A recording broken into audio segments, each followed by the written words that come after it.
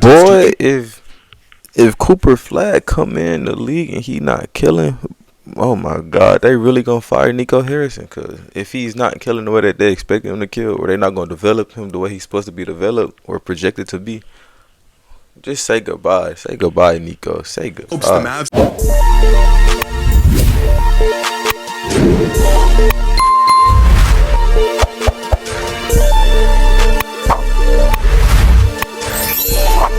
Yo, what it do, YouTube, man? I'm not want to waste time, so I'm going straight into it. You feel me? Now, today about to be reacting to Luka is coming for revenge.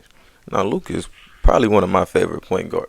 No, probably one of my favorite players in today's NBA.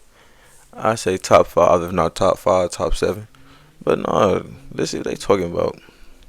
Off-season NBA transformations.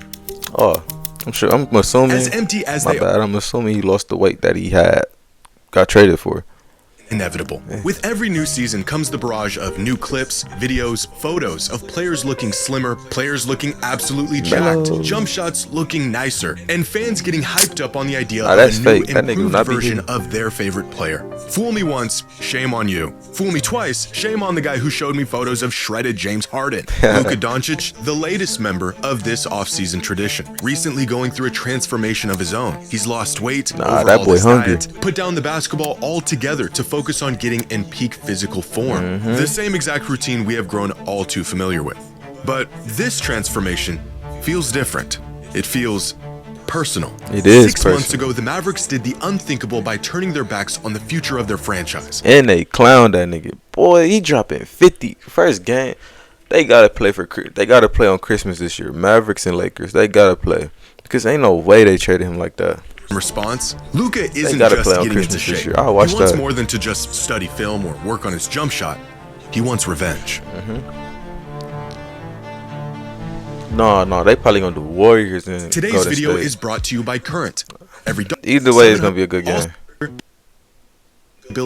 Damn, this published a cover story detailing the drastic transformation of Luka Doncic over the last 3 months. In the article, Luka talks about the sacrifices he's made to hopefully take his body and game to the next level. Details that include him beginning his off-season training program the day after the Lakers were eliminated from the playoffs, followed by months of fasting, a strict diet, more time to rest than any other point in his career, and even a 1-month stretch where he stopped playing basketball altogether to focus on weight training and other sports to get his mind and body off the court and focused on his overall fitness. That boy hungry, boy. Immediately following this news came the hype of skinny Luka. Do you even recognize the person on the cover? Showing off his slimmer physique in the newest Luka about to come back killing. I need a Luka jersey, bro. After a full summer of training and lots of protein, he's poised to take his game and the Lakers to another level. But we've seen this before, not just from other players, but from Luka himself, time and time and time again. So why would things be any different this time? Because I believe Luka's commitment to his health and conditioning over the last few months actually has little to do with his body and more to do with his mind. The real transformation here isn't in his weight or his conditioning, it's between his ears. For the last 6 months, Luka has been a ticking time bomb. His abilities as a leader were questioned, his work ethic and his drive were put up for debate in front of the whole world. The Mavericks traded Luka because they felt not only was he out of shape, but that he would never get into shape. They felt he wasn't taking his conditioning seriously, and his lack of discipline was essentially a death sentence. Boy, if Cooper Flag come in the league and he not killing, oh my God, they really gonna fire Nico Harrison. Cause if he's not killing the way that they expect him to kill, or they're not gonna develop him the way he's supposed to be developed or projected to be, just say goodbye. Say goodbye, Nico. Say goodbye. Hopes the Mavs had at ever winning a title with him leading their team. Comments that are just as wild today as they were at the time, and probably should have stayed in private, but from their perspective were legitimate concerns. In the following months, Dallas got AD, they landed with the #1 overall pick, which is suspicious, and they landed on Cooper Flag. A happy ending in Dallas considering their monstrosity of a decision. But the one thing Dallas forgot to factor into their grand plan, there is nothing Luka Doncic loves more than revenge. Imagine being my bad, y'all. I'm gonna get an ad blocker just by when I get monetized. Don't worry about it. Base 44. He finna come back killing. This is the same man who embarrassed a 64-win Suns team, sent them packing in a historic Game 7, and talked smack the whole entire time because they got a little too confident. This is the same man who put the Defensive Player of the Year on an island, walked him down for a game winner, and told him he couldn't guard him, all because of one hard foul. He dropped a 50-piece on the Pistons because their assistant coach said a few things he didn't like. 50. It seems like there was a little extra chirping going on with the bench tonight. Did that impact it was things? their assistant coach. He started chirping in the first quarter. So they didn't like when I chirped back. Now they said play basketball.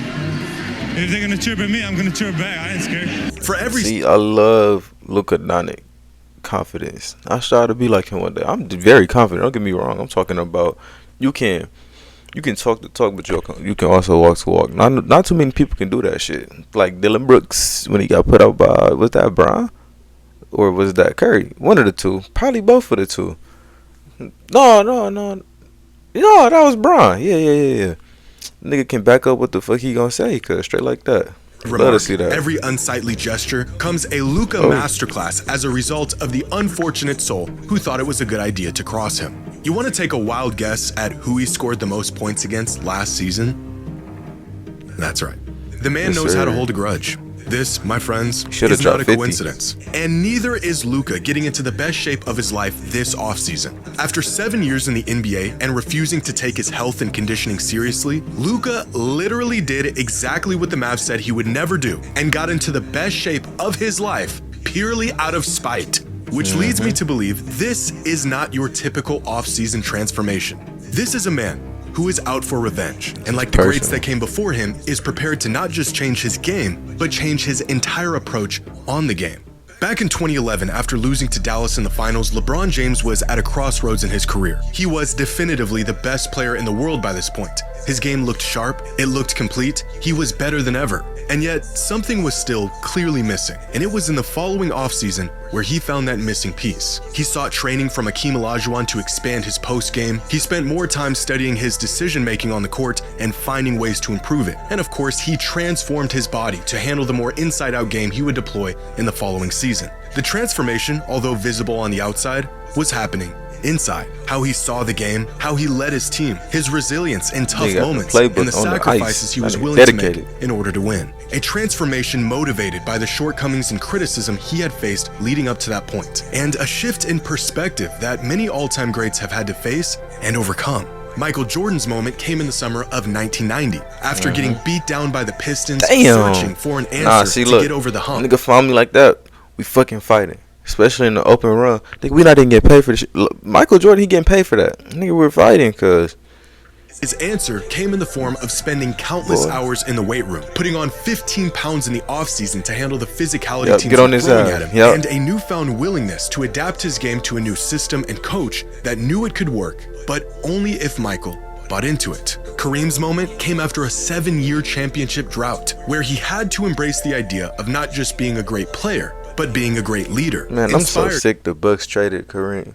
You know how many rings the Bucks have if they ain't trade Kareem? That nigga left and got a couple. A young, exuberant rookie who virtually gave him no other choice. Some of these turning points are more public, more intentional. Others are stumbled upon in pursuit of greatness. But all of them weren't just transformations of game, but a transformation of how they approach the game. After repeated playoff failures and constant criticism about his work ethic and conditioning, Shaq's moment came in the summer of 1999. With Phil Jackson as the new coach in LA, Shaq showed up in the best shape of his life, leaned into the triangle offense, and for the first time, fully bought into not just dominating, but winning. The transformation was visible in his body, but the change that really mattered happened to his mind.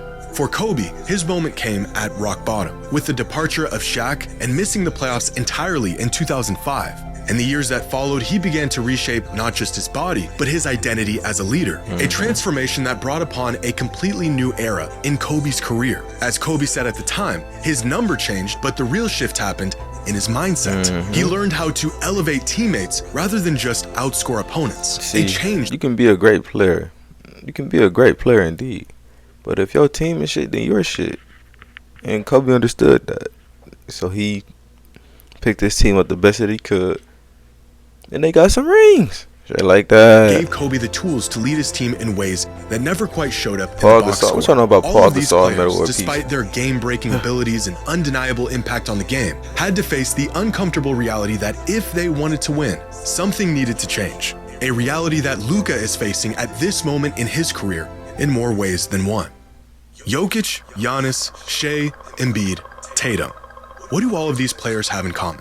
They are all generational talents of the current NBA era, but they also share something else in common. All of these players have won at least one of these milestone awards through the first 8 Shit, seasons the only of their one that ain't got a championship, or the one that got a chip is Embiid. career. MVP, Finals MVP, and or a I don't championship. think Embiid get The no only ring. generational talent at the did he? moment who hasn't No. is Tweaking. Luka. In fact, almost without exception, MVP. every all-time great modern player stamped their legacy with at least one of these benchmark achievements that separate great players from all-time great players by the True. end of their 8th season in the league. Most of them with many of these awards. By this point, nearing about the halfway mark of a player's career, the truly transcendent players are well on their way to checking off these accomplishments. And in terms of talent, impact, and numbers, Luka should be in this class by now. That has not only been the expectation, but the trajectory he's been on for the past half-decade. But he has yet to achieve any of these accomplishments going into his 8th season in the league. Luka just had to sit by and watch his own draft classmate pull off a historic run, MVP, Finals MVP, and a championship in the same season, all while Luka was being told he didn't even have what it takes to lead a team to a championship. The shit man hurt is the watching soul. his peers take over the NBA and cement their legacies right in front of his eyes. Pair that with the doubt and ridicule the Mavericks have shown him and a man who has sought revenge for a whole lot less, and you have a recipe for what may just be a real transformation, fueled by failure and an unwavering desire to get even. I really want to see. I really want to see the Lakers get a ring this year. Even though I want to see Curry get one more, maybe the Bucks. But Luka got to get that ring this year. It's gonna be a great season to come for sure. For sure, I'm definitely gonna be tapped in. But no, let me know what y'all think down in the comments below. Y'all think this is all for no reason, or y'all think Luka coming back with vengeance? I'm thinking he coming back and he's killing. He might average 30 this year. I might be pushing it. But let me know what y'all think. And I'm gonna catch you niggas in the next one. Yes, sir.